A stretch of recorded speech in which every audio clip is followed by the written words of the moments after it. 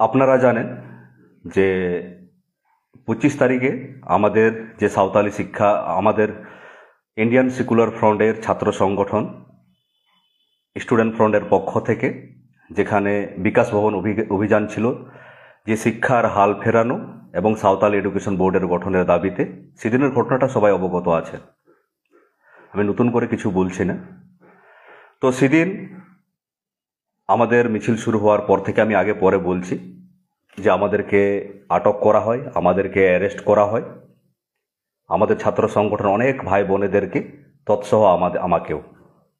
আপনারা জানেন যে যেখানে কাউকে যদি অ্যারেস্ট করা হয় 24 আওয়ার্সের বেশি যদি সেখানে কেউ থাকে, সেই সময় কেউ যদি চাকরি করে, তার সাসপেনশন অবধারিত। মানে যে সমস্ত চাকরিজীবী, সেই জায়গায় যেহেতু আমি একজন চাকরিজীবী, কলেজের একজন অধ্যাপনা করি, কলেজের শিক্ষক, তো সেখানেই যদি সাসপেনশন বেঁচে থাকে আজ আপনাদের জন্যই।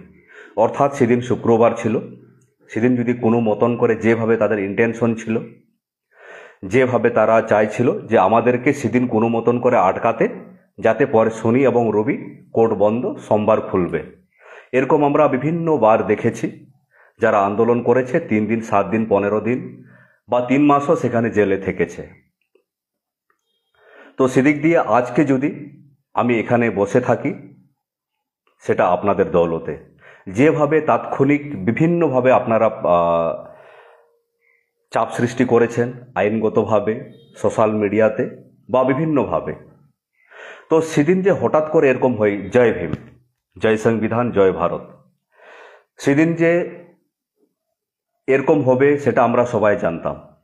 যেহেতু জানি রাজা তোর কাপড় কোথায়, এরকম যখনই কোনো দেশে বা রাজ্যে কোনো শাসক থাকে, তার যখন বিভিন্ন দুর্বলতা, শিক্ষক নিয়োগ, শিক্ষায় দুর্নীতি, স্বাস্থ্যে দুর্নীতি, যখনই কোনো বিরোধী দল সেখানে প্রশ্ন করতে যাবে, সেখানে কলকাতার বুকে যেখানে আমাদের রাজধানী, সেখানে যখন প্রশ্ন করতে যাবে, তখনই কিন্তু সরকার সেটা বাধা দেবে, সে প্রশ্ন করতে দিতে দেবে না, সে প্রতিবাদ করাবে, সেটা স্বাভাবিক। তো আমিও জানতাম সেরকম স্বাভাবিক, সেটা হবেই। সকালে যখন আমি যাই, তখন আপনাদেরকে সেটা আমি ভিডিও বার্তা বা বার্তার মাধ্যমেও জানিয়েছিলাম যে কোনো সরকারে চাইবে না তাকে প্রশ্ন করা হোক, সেটাও কলকাতার বুকে। তো আমি জানতাম যে সরকার এরকম করতে পারে। তো আপনারা বলবেন তাও গেলেন। অবশ্যই আপনারা জানেন যে আমাদের দেশ যখন পরাধীনতা ছিল ইংরেজের শাসনে, আমি একজন ইতিহাসের ছাত্র, আমি কলেজে ইতিহাস পড়াই এবং ইতিহাস আমার পড়তে ভালো লাগে, এবং সেই শুধু পড়া নয়, সেই ইতিহাসটাকে ভালো করে জেনে বুঝে এবং সেই আন্দোলনের বিভিন্ন প্রেক্ষাপট, গান্ধীজি, ভগৎ সিং, নেতাজি, রাসবিহারী বসু, চন্দ্রশেখর আজাদ বা যে সমস্ত বিভিন্ন ঐতিহাসিকগণ আছেন, তারা কিভাবে আন্দোলন করেছেন, সেই সমস্ত আন্দোলন থেকে আমি শিক্ষার চেষ্টা করেছি। আপনারা দেখবেন সেই সময় আমাদের বিভিন্ন বিপ্লবী তারা কি করেছে, আন্দোলন করেছে, প্রয়োজন পড়লে তারা ফাঁসিল কাটে হাসতে হাসতে ঝুলে পড়েছে। আমার বলতে বলতে রোম খাড়া হয়ে গেছে, দেখুন। এই যে আরেকবার দেখিয়ে দিচ্ছি। আমি জানি একটু আমি একটু আবেগপ্রবণ। যখনই আমি আপনাদের কথা বা আমি যখন ইতিহাসের বিষয়গুলো দেখি, আপনারা দেখবেন সেই সময় বিভিন্ন বিপ্লবীদেরকে ফাঁসি দেওয়া হয়েছে, কিন্তু তারা হাসতে হাসতে সেই ফাঁসি তারা বরণ করেছে। কেন? দেশের জন্য, সমাজের জন্য। যে আমরা যদি সেখানে ফাঁসি কাটে ঝুলি বা আমরা যদি সেই কোর্টে বোম ছুড়ি, এটার আগুন চারদিকে, সমাজের চারদিকে ছড়িয়ে পড়বে। তাই হয়তো তারা ফাঁসি কাটে ঝুলেছে।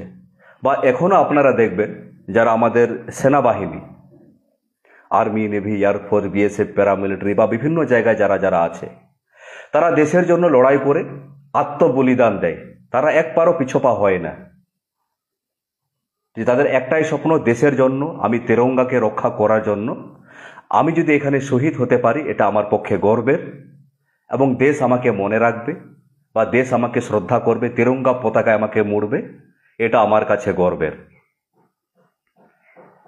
এটা কি করে সম্ভব হয়? যখন আমরা দেশকে ভালোবাসি, যখন আমরা সমাজকে ভালোবাসি, তখন এই জিনিসটা মানুষ করতে সক্ষম হয়। আপনি কাউকে 5 কোটি টাকা দিন, 10 কোটি টাকা দিন, বলুন বর্ডারে গিয়ে আপনি গুলি খান, খেতে পারবে না। বা ভারত স্বাধীনতার আগেও আমরা দেখেছি, কাউকে আপনি টাকা দিন যে আপনি ফাঁসিতে ঝুলুন, বম মারুন, ইংরেজের সাথে সরাসরি লড়াই করুন, পারবে না।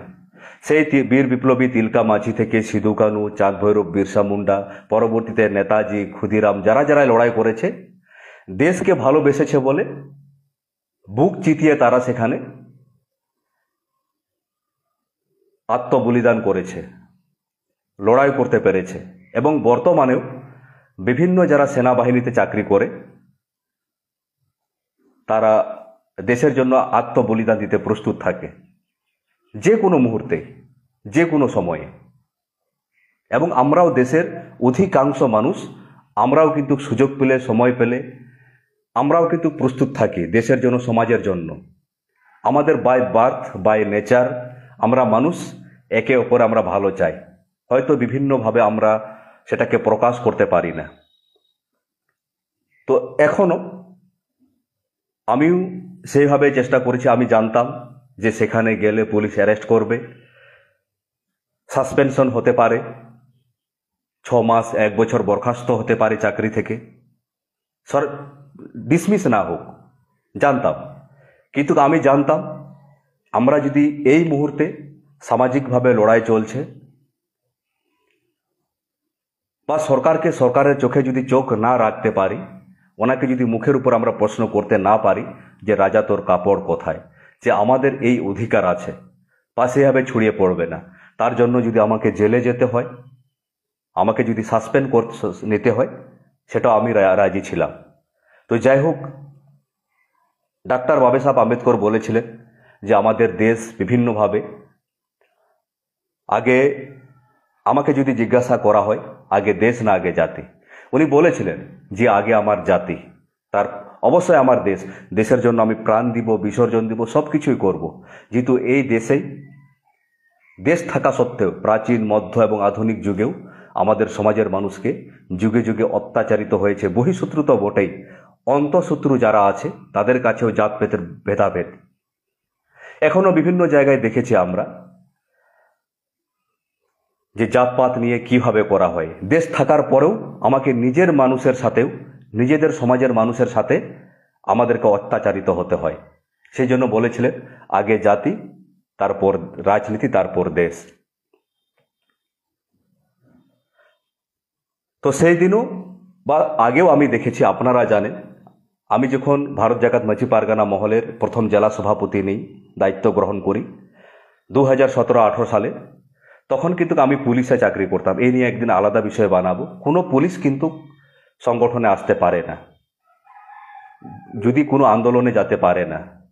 তারপর আমি দায়িত্ব কেন নিয়েছিলাম, যে মানুষকে এগোতে হবে, উত্তরবঙ্গ দক্ষিণবঙ্গকে এক জায়গায় একত্রিতভাবে নিয়ে আসতে হবে, আমাদের মতের আদান প্রদান করতে হবে, আমাদের আওয়াজ তুলতে হবে।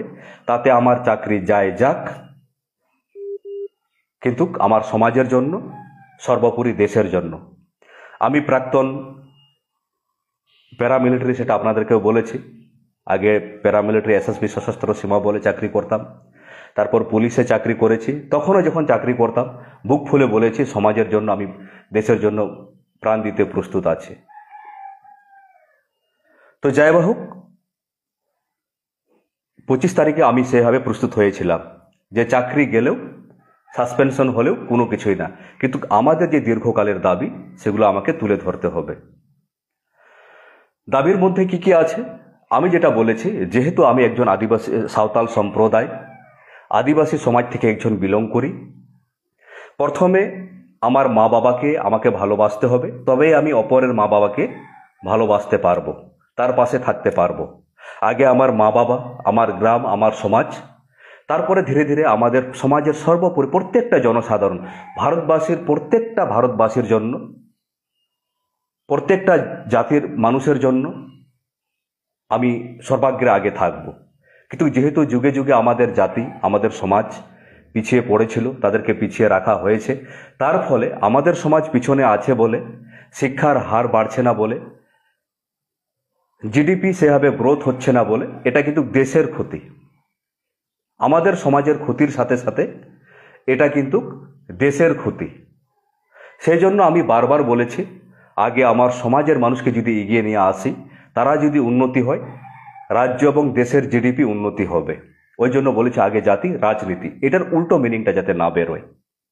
তারপরে এখানে আমাদের দেশ, প্রত্যেকটা আমাদের হিন্দু, মুসলিম, শিখ, ইসাই, হাজার হাজার জাতি আছে, যে নানা ভাষা, নানা মত, নানা পরিধান, বিবিধের মাঝে দেখো মিলন মহান।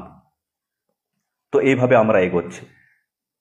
তো তারপরেও সেদিনের ঘটনাটা বলি, যে আমি সেদিন বলেছিলাম, বা আমি বারবার আমরা প্রতিবাদ করছি, যে আপনারা দেখেছেন আমি লোকসভায় প্রার্থী হয়েছিলাম বা বিভিন্নভাবে প্রতিবাদ করেছি, এবং আমাদের তরফ থেকে বিধানসভাতে ফেক এসটি নিয়ে 2023-এর সালটা ঠিক মনে পড়ছে না, আমরা সেখানে আমাদের একমাত্র বিধায়ক সেখানে প্রশ্ন রেখেছিলেন যে একটা তদন্ত কমিশন গঠন, যারা এরকম চাকরি করছে তাদেরকে বর্জন, এবং এই তদন্ত কমিশন যাতে আগামী দিনে কাজ করবে। এবং 2023 সালের সেপ্টেম্বরে সেখানে তিনি প্রস্তাব রেখেছিলেন একটা সেপারেট সান্তালি এডুকেশন বোর্ড গঠন করা হোক বিধানসভায়। এবং তিনি আরও একটা প্রস্তাব রেখেছিলেন, এবং 2025-এর আমার তারিখটা ঠিক মনে পড়ছে না, যে আদিবাসী অধ্যুষিত এলাকা তরাই ডুয়ার্স এবং জঙ্গলমহলে পঞ্চম তপশিল যাতে লাগু করা হয়। তো ঠিক আমরা কি বলেছি, যে সড়ক সে সংসদ তক, আমাদের লড়াই সড়কেও হবে, এবং আমাদের লড়াই এমন মানুষ যাতে আমরা নেতৃত্ব তৈরি করব। বাবা সাহেব আম্বেদকর বলেছিলেন, আমরা তো বাই বার্থ এখানকার ভোটার, এই গণতান্ত্রিক দেশের আমাদেরকে নেতৃত্ব তৈরি করতে হবে।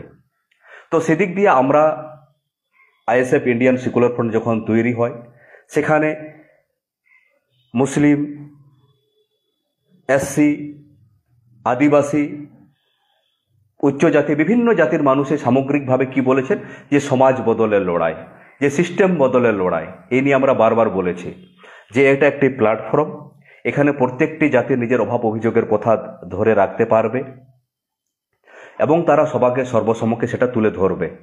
সেটা আমরা যোগ্য নেতৃত্ব তৈরি করে তাদেরকে সড়কেও লড়াই করবে, তারা সেখানে আইনসভাও কথা বলবে। যেহেতু আমাদের একজন বিধায়ক আছেন, তিনি লড়াই করছেন সংসদে, আইনসভায় লড়াই করছেন, আমরা সড়কে লড়াই করছি। তো সেদিন আমাদের যেটা লড়াই ছিল 25 তারিখ, আমরা দীর্ঘ 1 মাস 2 মাস বা তার আগে থেকেই আমরা লড়াই করছিলাম, বিভিন্ন জায়গায় প্রচার পর্ব চলছিল যে আগামী 25 তারিখ আমাদের বিকাশ ভবন অভিযান আছে, এবং সরকারের কাছে যথারীতি যেগুলো প্রসেস থাকে, কার কাছে প্রেয়ার করা, কোথায় কোথায় অনুমোদন নেওয়া, সব কিছুই নেওয়া হয়েছিল বা দেওয়া হয়েছে, তারা দেয়নি, হয়তো দেবেও না। আমরা সাঁওতালি যেহেতু বোর্ড চেয়েছি, সেখানে আমরা সেপারেটলি আমাদের সাঁওতালি অলচিকি হরপে স্টুডেন্ট ফ্রন্টের পেজ থেকে বা বিভিন্ন জায়গায় আমরা সেই প্রচারটা আমরা রেখেছি, যে আগামী 25 তারিখ আমরা বিকাশ ভবন অভিযান রেখেছি, সমাজের প্রত্যেকটা দরদি মানুষ আপনারা সেখানে পার্টিসিপেট করতে পারেন। ছাত্র সমাজ সেখানে আন্দোলন করছে, আমরা যারা আছি আমরা সেখানে সাপোর্ট করব, সংহতি দেব, আমাদের নেতৃত্বকেও বানাতে হবে, ভবিষ্যৎ হচ্ছে আমাদের ছাত্র সমাজ।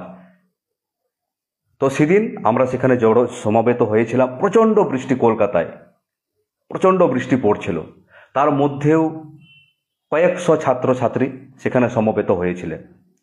করুণাময়ীতে যখন আমরা জমায়েত হই, যেভাবে গর্জে উঠছিল সেদিন, শুধু কলকাতার বুকে, আপনারা হয়তো অনেক ভিডিও পাননি, সেখানে বিভিন্ন দাবি দাওয়ার মধ্যে 1, 2, 3 নম্বরে তৃতীয় নম্বর দাবি দেওয়া ছিল যে সাঁওতালি এডুকেশন বোর্ড গঠন এবং শিক্ষার হাল ফেরানো। আমাদের শিক্ষার হাল ফেরানো বলতে কি কি দেওয়া ছিল আপনারা জানেন।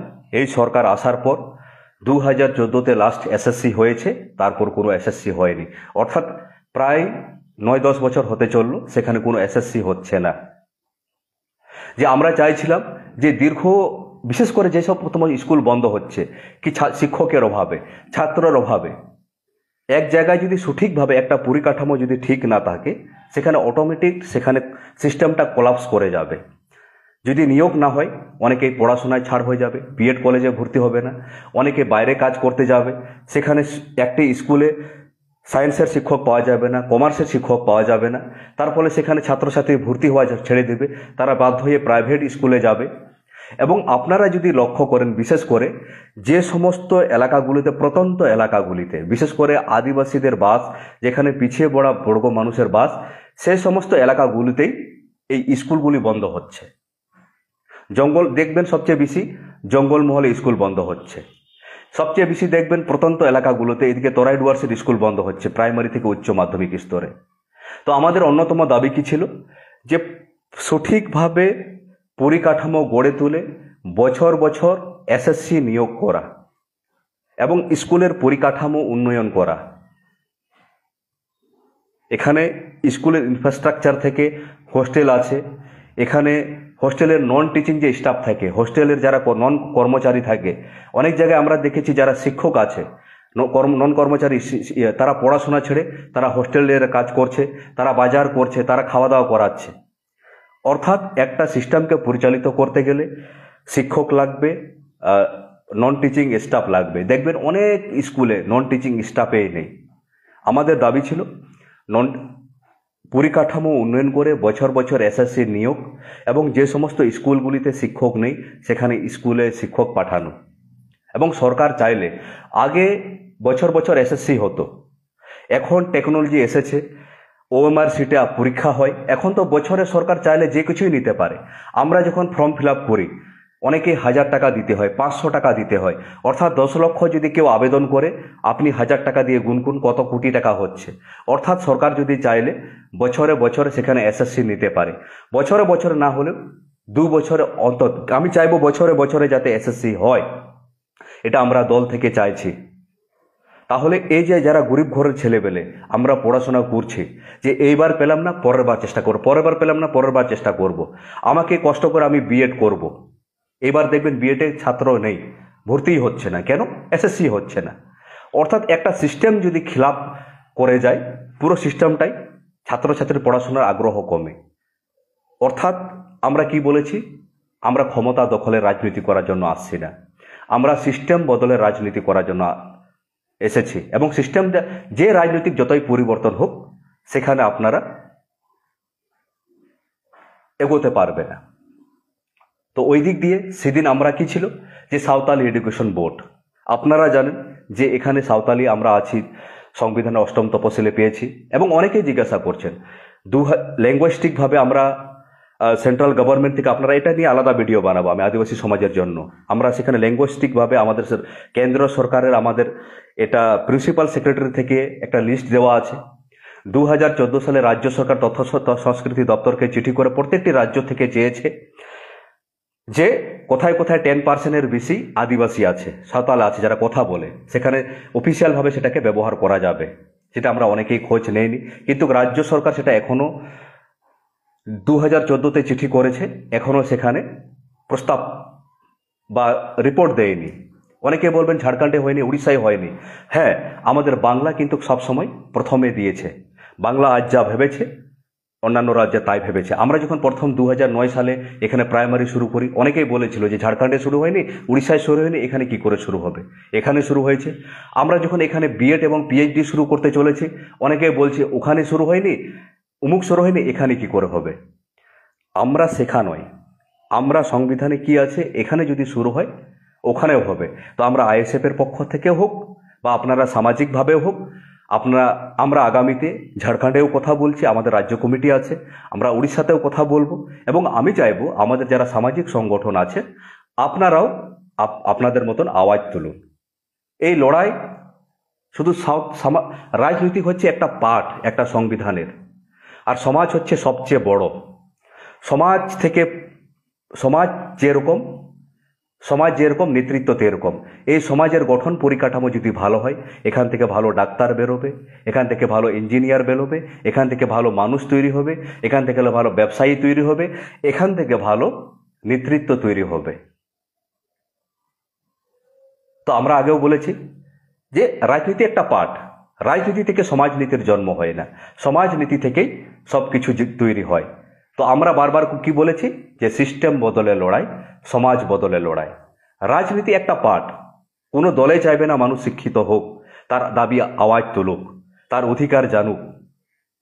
তো সেদিক দিয়ে আমরা চাইছি কি যে আমরা সমাজের পরিবর্তন হোক, সমাজ রাজনীতিকে পরিবর্তন করুক, সেখানে দুর্নীতিবাজ শিক্ষিত মানুষরা এগিয়ে আসুক। আইএসএফ যখন তৈরি হয় সেখানে একটা নেতৃত্ব নিয়ে তৈরি হয়েছিল। এখানেও সংবিধানে আমাদের যে সমস্ত কথা আছে এবং প্রত্যেকটা সম্প্রদায় থেকে নেতৃত্ব তৈরি হোক। আমরা ভোটার, প্রত্যেকটা মানুষ বাই বার্থ আমরা এখানকার ভোটার। তো সেদিন যে নেতৃত্ব যে তৈরি আসছে, যে বারবার বলেছে যে শিক্ষা হলো বাঘের দুধ, যত খাবে যত পড়বে তত গর্জাবে। সেদিন যে সমস্ত ভাই বোনদেরকে দেখেছিলাম সেখানে, আবার আমার জানি না কেন আমি খুব আবেগপ্রবণ, কথা বলতে বলতে রোম খাড়া হয়ে যায়। আপনারা বলছেন আইএসএফের সেখানে মুদ্রা বা নিজের ফায়দার জন্য। আমি বলছি আইএসএফের যে পার্টির যে সংবিধান আছে, আপনাদের যদি কারো লাগে আপনাদেরকে দেব। সেই সংবিধানের জল জঙ্গল জমিনের অধিকার এবং সাঁওতালি এডুকেশন বোর্ডের কথাও লেখা আছে। আপনারা যদি কেউ চান আপনাদেরকে বইটা দেব। এবং সেদিন আন্দোলন আগে থেকে আমরা প্রচার করছিলাম সাঁওতালিতে বিভিন্নভাবে, এবং যে ভাইয়েরা ওই ভিডিওগুলো যদি আমি পাই, যেভাবে শিক্ষার হাল ফেরানোর দাবির সাথে সাথে সাঁওতালি এডুকেশন বোর্ডের দাবিতেও যেভাবে তারা বুক চিতিয়ে লড়াই করছিল, স্লোগান রাখছিল, যদি আপনারা থাকতেন আপনাদেরকে বলছে আপনাদের গর্ব হতো। যে তারা কোনো ইস্যুর জন্য নয়, আমরা কি বলেছি, শুধু নিজের লাভের জন্য নয়, ইস্যুর জন্য নয়, অরিজিনাল দাবি। এবং সংবিধানের আমাদের পার্টির সংবিধানও আছে এবং নির্বাচনের ক্ষেত্রে আমরা সেটাকে প্রাধান্য দিয়েছি। সেখানকার বিভিন্ন সমাজের ভাইয়েরা ছিল, মুসলিম, আদিবাসী, রাজবংশী, ক্ষত্রিয়, বিভিন্ন ভাবের ছিল। তারপরেও তারা যেভাবে সাঁওতালি এডুকেশন বোর্ডের দাবিতে বুক ফুলে, বা আমাদের আদিবাসী সম্প্রদায়ের বিভিন্ন জায়গা থেকে যথেষ্ট সংখ্যক ভাই বোনেরা উপস্থিত হয়েছিল, যারা যারা ছিলেন তারাও বলতে পারবেন যে কিভাবে পুলিশ যখন গ্রেপ্তার করছে তারপরেও তারা বারবার বলছে যে শিক্ষার হাল ফেরানোর দাবিতে এবং সাঁওতালি এডুকেশন বোর্ডের দাবিতে আমাদের বিকাশ ভবন অভিযান। আপনাদের গর্ব হবে। আমরা রাজনীতির জন্য রাজনীতি করছি না, আমরা সমাজনীতির জন্য রাজনীতি করছি। কই আপনারা একদিন নেতৃত্ব তো দেখবেন না? আমাদের ভাই যেন কোনোদিনও বলেনি যে আমাদেরকে ভোট দিন। আপনার যে দল ভালো লাগবে আপনি সেই দল করুন, সেই দলটা ভালোভাবে করুন। হ্যাঁ, আমাদের নীতি আদর্শ আমাদের যদি ভালো লাগে আপনারা নেতৃত্ব হিসাবে আসুন, সিস্টেম বদলের মতন করে আসুন।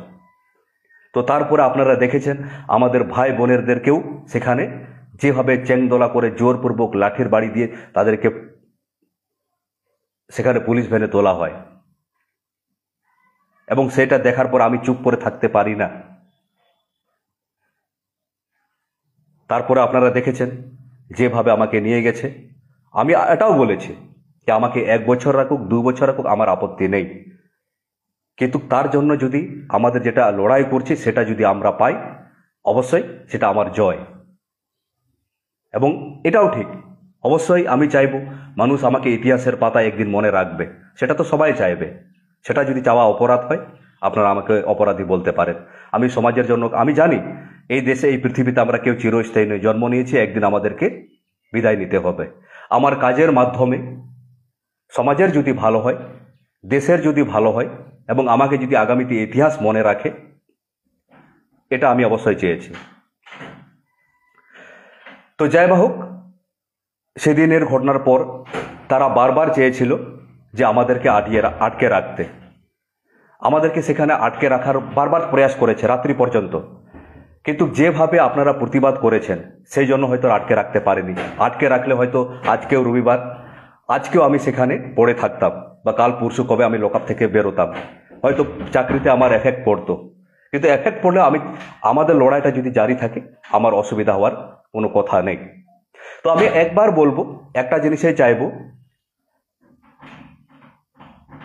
আমাদের লড়াই জারি আছে। আপনারা বিভিন্নভাবে, সামাজিকভাবে, রাজনৈতিকভাবে আপনারা কথা বলুন, আপনারা প্রতিবাদ করুন, আমাদের সংবিধান নিয়ে আপনারা আওয়াজ তুলুন। সমাজ হচ্ছে একটা মানুষ, আমি বারবার বলছি, সমাজ হচ্ছে মূল। সমাজ মানুষকে শিক্ষিত করবে, সমাজ মানুষকে সচেতন করবে, সমাজ মানুষকে নেতৃত্ব তৈরি করবে। তো আপনারা ছিলেন বলেই আজকে আমি এখানে আছি, না হলে হয়তো আমি আজকে লকআপেও থাকতাম। তো সেটার জন্য আমি ভাবছি না। আগামীতে আমাদের লড়াই চলবে এবং আপনারা এইভাবেই পাশে থাকুন। আমাদের লড়াই জারি আছে। আমি বারবার বলছি, আমাদের লড়াই সিস্টেম বদলের লড়াই, আমাদের লড়াই সমাজ বদলের লড়াই। তো আমি সেদিন আরেকবার ভাই বোনদেরকে অশেষ ধন্যবাদ জানাবো, যে সমস্ত ভাই বোনেরা যেদিন ছিল আমাকে বারবার তারা সাহস দিয়েছে যে ভাই আমরা আছি। যেভাবে টেনে হেঁচড়ে তুলেছে, অনেক ভাইয়ের হাতে পায়ে, আমারও পিঠে লেগেছে, এখনো হয়েছে, আমি দেখাইনি, দেখানোর প্রয়োজনও বোধ করি না। আমার আঘাত লেগেছে সেটা বড় কথা নয়, আমার যেটা বিষয় আছে সেটা সরকার কতটা ভাবছে এবং সেটা নিয়ে মানুষ কথা বলছে কিনা। আমি ব্যক্তি আছি, আমাকে নিয়ে না ভাবলেও চলবে। আমি লড়াই করেছি এবং আমিও আগেও বলেছি যে সমাজের মানুষ যখন লড়াই করে, সমাজ যখন বলে, একজন কাপুরুষকেও যখন পিছন থেকে কেউ সাপোর্ট করে, সে অনেকটা এগোতে পারে, সে অনেক দূরে যেতে পারে। সেইভাবে যদি আমাদের সমাজ থেকে কেউ যদি নেতৃত্ব দেয়, সে যে কোনো, আমরা কি বলেছি, বাবা সাহেব আম্বেদকরকে আমরা বারবার ওনার কথা বলি, কিন্তু উনি কি বলেছিলেন, আগে জাতি তারপর আমার দেশ বা আমার রাজনীতি। যে সমাজ থেকেও, যে জাতি থেকেও আমাদের নেতৃত্বরা যদি কথা বলে, সমাজ যদি তাকে সাপোর্ট করে, সে আরও বুক ফুলিয়ে লড়াই করতে পারবে, বা আমাদের সমাজ যদি তাকে তৈরি করে। তো আমি আজ আপনাদেরকে আরেকবার সবাইকে অশেষ ধন্যবাদ জানাবো। সাধারণ মানুষ, সমস্ত সামাজিক সংগঠন এবং যারা আমাদের অন্য ধারার রাজনীতি করেছেন, তারাও আমাকে সাপোর্ট দিয়েছেন, তারাও আমাকে সমর্থন দিয়েছেন। আমাদের রাজ্য নেতৃত্ব, আমাদের ইন্ডিয়ান সেকুলার ফ্রন্টের নেতৃত্ব, তৎসহ সমস্ত ছাত্র সংগঠন, স্টুডেন্ট ফ্রন্টের ভাই বোনেদের সবাইকে আমাদের জোহার জানাই। আগামীতে আমাদের লড়াই চলছে, এখনও একটু ক্লান্তি আছে, যেহেতু আপনারা দেখেন আমি রাজ্যের এই প্রান্ত ওই প্রান্ত ঘুরে বেড়াই, ট্রেনে, বাসে। সেদিন সকালে উঠে 4টার সময় উঠে আবার বিকাশ ভবনে যাওয়া, সারাদিন কোনো খাওয়া দাওয়া নেই, সেখানে থানাতে থাকা। না, আমি ভয় পাইনি, ভয় পাবো না, যেভাবে আপনারা আছেন। হ্যাঁ, একটু শারীরিকভাবে, একটু মানসিকভাবে একটু ক্লান্ত ছিলাম, তাই দেরি করে আপনাদেরকে আপডেট দিতে পারছি। হয়তো অনেক কথা আবেগের বসে বলতে পারছি না, আগামীতে হয়তো আপনাদেরকে বলবো। একটা কথা বলবো, লড়াই সাংবিধানিকভাবে লড়াই হোক। লড়াই যে জায়গা থেকে লড়াই করছেন, সামাজিকভাবে লড়াই করছে, সেখান থেকে জোরদার হোক। আপনি যেটা রাজনৈতিক দল করছেন, অর্থাৎ সেখান থেকে করছেন সমাজের ভালোর জন্য, তো সেখানে আপনি এমএলএ আছেন, এমপি আছেন, রাজ্যসভার এমপি আছেন, সেখান থেকে আওয়াজ তুলুন। সে যদি কথা বলে আমাদের সমাজটাকে সাপোর্ট করুক, মানে সাপোর্ট বলতে কি, তাকে প্রশংসা করুক যে আপনি করছেন, আমরা আছি। দেখবেন সে আরো ভালোভাবে কাজ করবে। তো এইভাবে যদি আমরা আগামীতে লড়াই করি, রাজনীতি হচ্ছে নীতি, কূটনীতির লড়াই, সমাজনীতি হচ্ছে একটা সমাজের লড়াই। তো আগামীতে আমি আজকে এখনো মানসিকভাবে একটু দুর্বলে আছি, ভয় না, যেভাবে প্রেসার গেছে 2-3 দিন ধরে, এবং যেখানে ভিতরে প্রেসার দেওয়া হয়েছে, আপনারা আছেন, শারীরিকভাবেও আমি একটু পিঠে লেগেছে। আপনারা সেদিন দেখছিলেন, পিঠে আমি ডাক্তারও দেখিয়েছি, ওষুধও দিয়েছে। শুধু আমি বলবো, সাংবিধানিক যে অধিকার আছে, আমরা যেহেতু আদিবাসী আছি, আমাদের অধিকার যে ফেক এসটির অধিকার, ফেক এসটি আমরা বারবার বলেছি, তদন্ত কমিশন গঠন, এবং আমিও বলেছি দল এবং আমাদের আদিবাসী জমাত যদি চাই, আমি আগামীতে সন্দেশখালী যে ফেক এসটি বিধায়ক আছেন, আমি ওখান থেকে দাঁড়াতে চাই, এবং সমাজ সেটা লড়াই চলুক। এবং এখানে সান্তালি এডুকেশন বোর্ড নিয়ে আমরা কথা বলেছি, এবং তরাই ডুয়ার্সকে যে জায়গাটা আছে, জল জঙ্গল জমিনের অধিকার, 5ম তফসিল লাগু, বা এই যে আমাদের টাকা বাজেট হচ্ছে, এই টাকা কতটা কাজে লাগছে, কতটা লাগছে না, সেটার আওয়াজ উঠুক। বা প্রতিনিয়ত আমাদের যেখানে অভাব অভিযোগ, আমাদের দাবি দাওয়া, আমাদের চাওয়া পাওয়া নিয়ে, সাংবিধানিক অধিকার নিয়ে আওয়াজ উঠুক। সর্বোপরি আদিবাসীর বাইরেও রাজ্যের শিক্ষা ব্যবস্থা, স্বাস্থ্য ব্যবস্থা, এখানে নীতি, যে সমস্ত বিভিন্ন রকম আইন প্রণয়ন করা হচ্ছে, সার্বিকভাবে ক্ষতিকর নীতি, বা এই মুহূর্তে যেটা দেখছি একটা অস্বাস্থ্যকর পরিবেশ। ভোটের আগের আগে দেখবেন সেখানে পেহেলগাম ঘটে, সেখানে কাশ্মীর ঘটে, কোথাও সেনাবাহিনী মারা যায়, কোনো বিশেষ করে লোকসভা ভোটের আগে। এই মুহূর্তে আমরা দেখতে পাচ্ছি এই যে বাংলাদেশি অমুক তমুক। আমাদের ভাইজান আমাদের রাজ্য কমিটি থেকেও বলেছে যে দেশের যেটা আইন আছে, কেউ যদি অপরাধী হয়, কেউ যদি অনুপ্রবেশকারী হয়, তার ভাবে সেভাবেই ভারতের আইন অনুযায়ী তার বিরুদ্ধে ব্যবস্থা নেওয়া হোক। কিন্তু রাজনৈতিক ক্ষমতা চরিতার্থ করার জন্য, রাজনৈতিক প্রতিহিংসা বা কারো কাছে প্রতিশোধ নেওয়ার জন্য একটা সাধারণ মানুষও যাতে সেখানে হ্যারাসমেন্টের শিকার না হয়। অর্থাৎ সমাজের, আমরা আগে আমাদের জাতির জন্য অবশ্যই কথা বলবো, তারপরে আমাদের রাজ্য, আমাদের দেশ, সেনাবাহিনী, পুলিশ নীতি, শিক্ষানীতি, স্বাস্থ্যনীতি, সব কিছু নিয়েই কথা বলবো। এবং বলেওছি, আমি একজন মানুষ, আমি সাঁওতাল সম্প্রদায়ের গর্ব করে বলছি, আদিবাসী সমাজের মানুষ। আদিবাসী সমাজের নিয়ে যেমন কথা বলবো, আমাদের রাজ্যের জন্য, আমাদের দেশের জন্য যেটা ভালো হবে, সবার দেশের 150 কোটি মানুষের জন্য যেটা ভালো হবে সেটাও বলবো, এবং সেই ক্ষমতা আমাদেরকে রাখতে হবে। তো আমরা চাই আমাদের সমাজ থেকে নেতৃত্ব উঠে আসুক, সামাজিকভাবে, রাজনৈতিকভাবে। আমাদের ইচ্ছা হবে, আপনারা আমাদের যদি মনে হয় আইএসএফে আসবেন, আসুন। বা তাছাড়া আপনি যে রাজনৈতিক দলে আছেন সেখানে আপনি নেতৃত্ব দিন, এখানে গোলামি করবেন না। বা সেখানে যেখানে নীতি নির্ধারিত হয় সেই জায়গাটায় যান। এমপি এমএলএ হলেও যে নীতি নির্ধারণ ওরকম না, ওই পার্টির যেখানে নীতি নির্ধারণ হয় সেই জায়গায় যেহেতু আপনারা যেতে পারেন। যেমন আইএসএফের আমাদের বিভিন্ন নেতৃত্বগণ আছেন, লক্ষ্মীকান্ত হাঁসদা, বা আমাকেও সেখানে সুযোগ দেওয়া হয় যখন কোনো বিষয়ে, মানে দেশে রাজ্যের ক্ষেত্রে কি কি আমরা বিষয়গুলো তুলে ধরবো, কিভাবে তুলে ধরবো, বা আমাদের আদিবাসীদের কি কি বিষয় আছে সেখানে আমাদেরকে সুযোগ দেওয়া হয়। আপনারাও দেখেছেন, মানে মূল যেখানে নীতি নির্ধারণ হয়। আর এখানে কাউকে টিকি বাঁধানো হয় না যে আপনি এটা বলবেন না, সেটা বলবেন না। আমাদের এখানে বলা হয়েছে যে সংবিধানের যে সমস্ত অধিকার আছে, সাংবিধানিকভাবে আপনার অধিকারগুলো আমাদেরকে দেন, আমরা সেভাবে আপনারা আওয়াজ তুলুন। সেভাবে হয়তো দেখেছেন। তো যাই হোক, আগামীতে আমরা এভাবে কাজ করে যাব। আপনাদের যদি কারো মনে হয় আপনারা মেসেজ করুন আমার ব্যক্তিগত নাম্বারে, ইনবক্সেও। আগামীতে লড়াই চলবে। আমরা শুধু চাই, বারবার আমি বলছি, আমরা ডাক্তার বাবা সাহেব আম্বেদকরের কথা বলি, আমরা সংবিধানের কথা বলি, তাহলে বাবা সাহেব আম্বেদকরকে যদি আমরা ফলো করি, তাহলে ওনার কথাটা আমরা কেন ফলো করি না?